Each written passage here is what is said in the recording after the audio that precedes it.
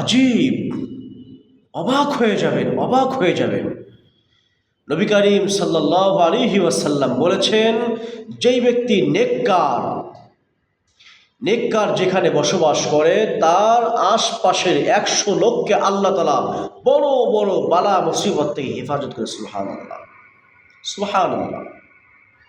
তাহলে নেককার যেখানে বসবাস করে তার প্রতিবেশী যারা আছে 100 পরিবারকে আল্লাহ তাআলা তার সম্মানে বড় বড় বালা মুসিবত থেকে হেফাজত রাখে। অথচ আমরা নেককারকে, পরহেজগারকে সম্মান করি না। আমরা সম্মান করি কাকে? নেতাকে, যেই নেতা মদ পান করে। সম্মান করি কাকে? কয় যিনি গম চুরি করে তাকে। সম্মান করি কাকে? কয় জিনা করে যে তাকে। আস্তাগফিরুল্লাহ।